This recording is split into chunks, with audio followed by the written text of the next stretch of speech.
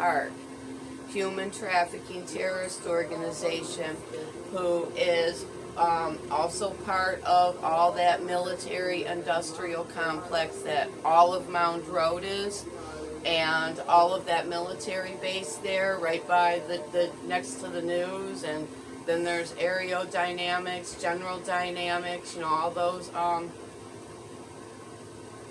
what do you call those,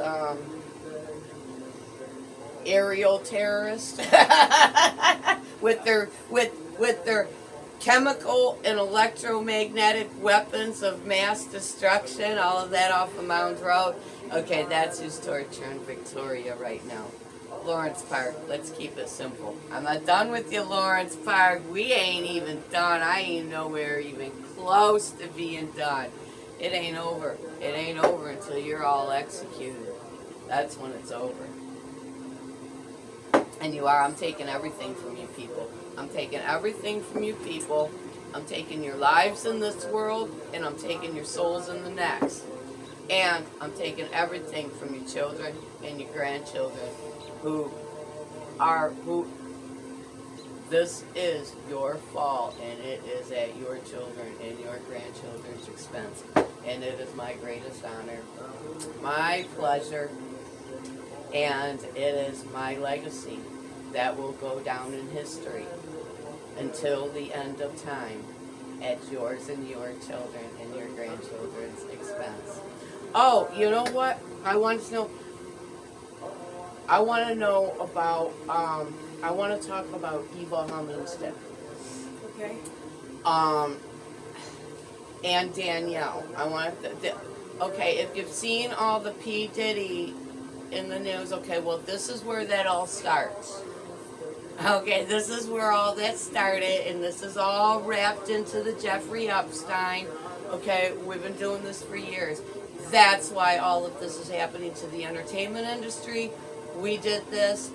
We started it. This all ties right into Jeffrey Epstein. This ties into the UK royals, the Vatican. Okay, I first met Victoria when Victoria contacted me in 2021 to report to me that she was being targeted and retaliated against because of what she knew about the murder of Eva Humminstead, who was the blood ritual sacrifice for Jonathan Dennis's rap contract under P. Diddy. Okay. So that's how I came to know Victoria. So why don't you tell them a little bit about that and how you ended up here and how you ended up involved? Well, I met Eva at a job that I used to have, and I was friends with her for a couple of years. Her boyfriend, Jonathan Dennis, ended up going to prison. I don't know exactly what the charge was for or what he did, but he was in there for, I don't know how long he was in there. It could have, I think it had something to do with like 6 months maybe. Anyway, when his release date came up, they wouldn't let him leave unless someone who had a car picked him up, and she asked me to do it, so I did. And 4 months later, I heard from who she was, and she was a roommate of Eva Humminstead, Julia Mazuka, and Jennifer Katapka. They told me that Eva was dead like a day or two after she died. And they told me that she died of an overdose. That's what I guess they put on the autopsy. I became closer friends with her mother, Danielle Martirano Humminstead. we started talking a while after her death. Like after they had Eva's funeral, which was privately held. I didn't talk to her for like, I don't know, maybe 6 or 7 months after she died, and until she contacted me and asked me if she just wanted to reach out to me and offer to give me some of her ashes. Anyway, she started opening, as we started talking more, she started opening up about her death and the things that she was told, just after talking to people, and like after time passed, and she said that things didn't add up about the way that she died. And I remember Daniel gave me like a bag of a bunch of stuff to go through, to see, I don't know, it was just Eva's bag, and I remember finding a whole bunch of receipts, having like money like drained out of her bank account, and money that she got from the government like being withdrawn and stuff after her death date. So I knew that that was Jonathan Dennis who did that. I also, on one occasion, went to speak with her next door neighbor. Danielle was with me that time, but I wanted to hear his side of the story because I had heard that he was there the night that the murder took place, which I went and I just asked him a bunch of questions and about like what it was like from his perspective, and I don't know, he said that Jonathan came down like, okay, I'm sorry, it was a lot. Evidently she had been dead, or she was either, she may have been still alive, but she had been unresponsive for like 6 hours before he decided to go ask him for help and knock on his door. And it was weird, like he waited a long time to call the police. That was basically it. I think that the police and the coroner and whoever did the autopsy falsified a lot of that information. The do not investigate file. Yeah. The do not investigate. Yeah, so file. basically I became closer friends with Danielle Martirano, her mother, trying to help her get to the bottom of what happened, and just talk about what had happened, since both Jennifer, Julia, and Jonathan, the two roommates of Eva's, they all just seemed to quickly get over it, and like all three of them kept making very, like, it just seemed like they made like planned Facebook posts like talking about Eva all the time, and how anybody else who said they were a close friend to Eva is a fake and they're lying, and that's bullshit because we were all the closest people that she had in her life. Yeah, that's because they're contracted operatives. Yeah. The CIA Cult of Scientology's contracted operatives. Yeah, Danielle, she's a piece of work. Tell the listeners how she tried to gaslight me. Yeah. And you. Yeah. I invited Danielle into our apartment when I lived with my ex. Why? What? Why? Because she was being poisoned for her role in the murder. Yeah, she was being poisoned by a roommate and her boyfriend,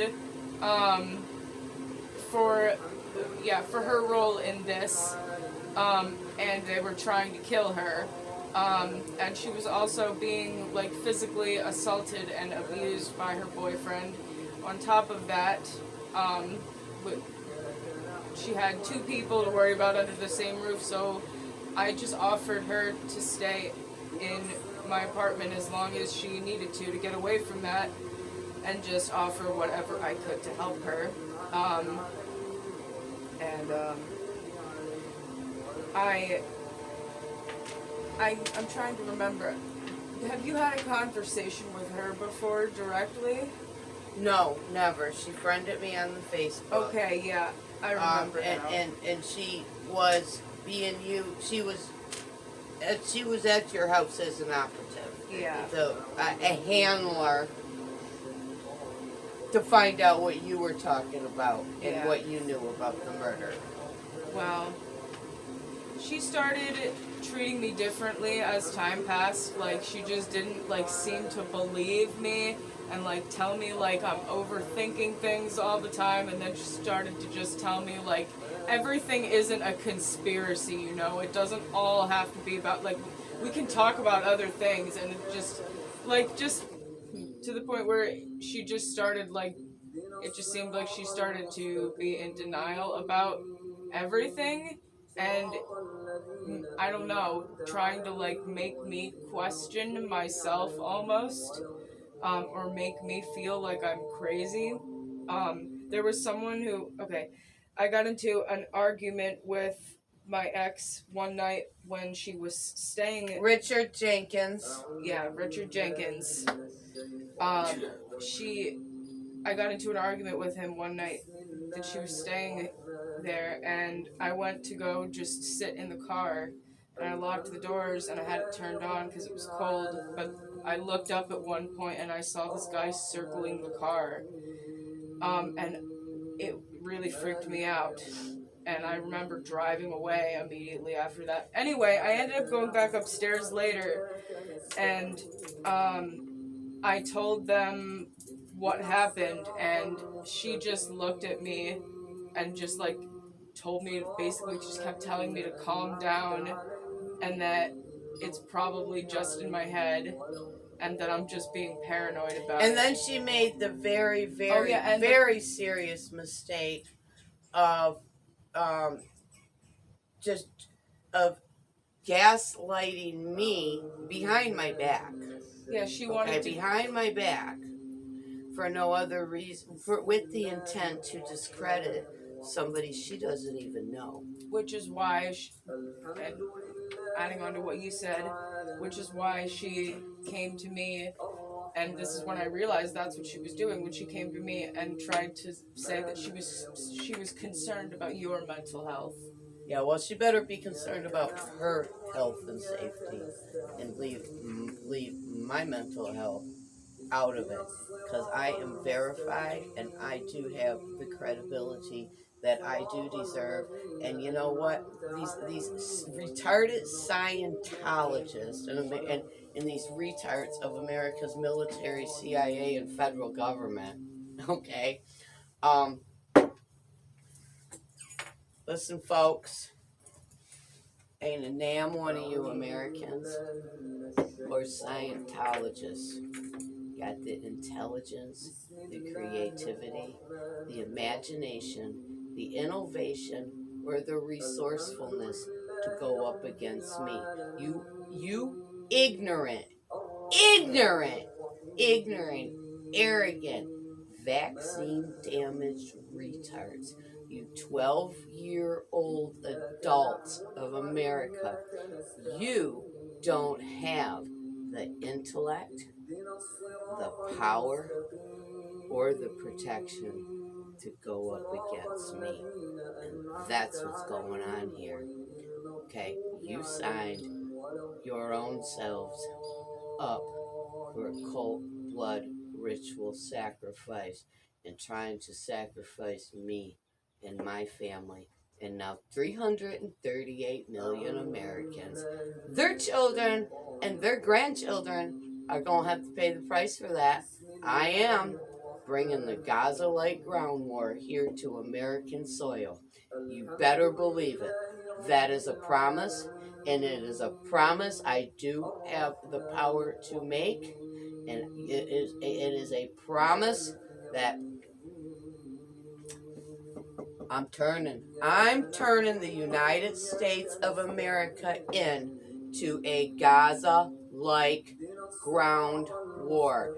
And all 338 million of you Americans and your mutant children and grandchildren are the blood ritual sacrifice.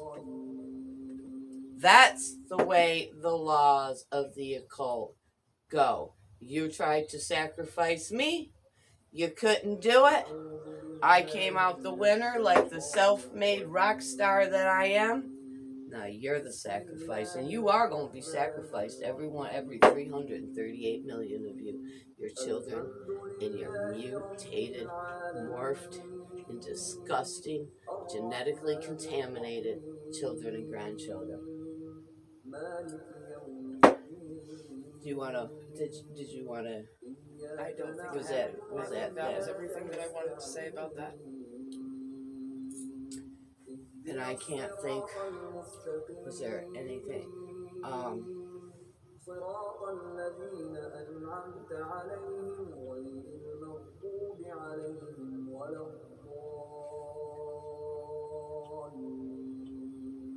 Okay, so I don't. International intelligence doesn't have anything else. Let me make sure. They say they don't have nothing else to add. You don't have anything else to add before we shut it down? No, I thought about it. I said everything I wanted to say.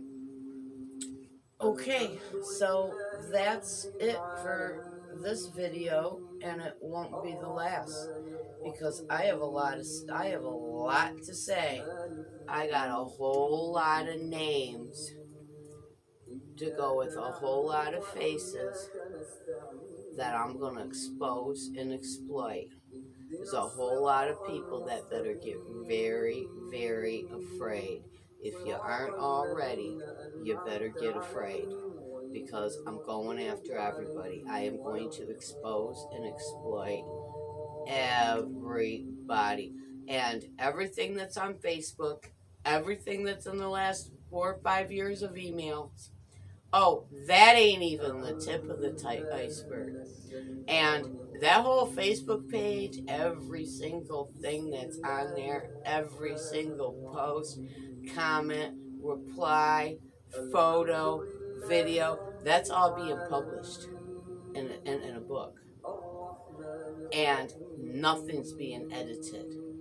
Everybody's getting exposed. Everybody's getting exploited. All names, dates, places. A whole lot of you people better get scared. If you ain't scared already, you better get scared because I'm coming after you all. And I am going to work it for every drop of blood, every pound of flesh, and every last dollar that I do know that my victim card is worth. The problem you have now, America, is I am never, ever the victim. Even when I am the victim, because I am always the victor. But you better believe I do know my victim's rights, and I do know the value and the worth of that victim card in my back pocket. That's it, America.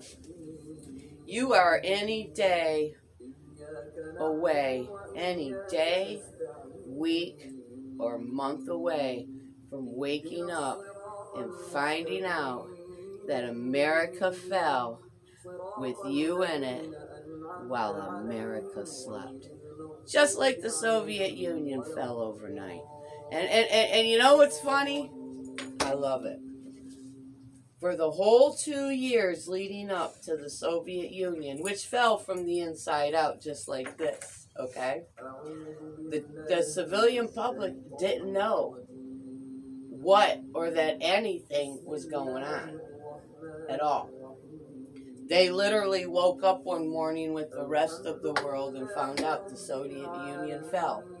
And it was like a shock. Because everything that over the 2 years leading up to that fall was hidden from the public, just like this is. You're any way away from waking up and finding out that America fell with all of you in it while you slept. Ha ha! And I did it.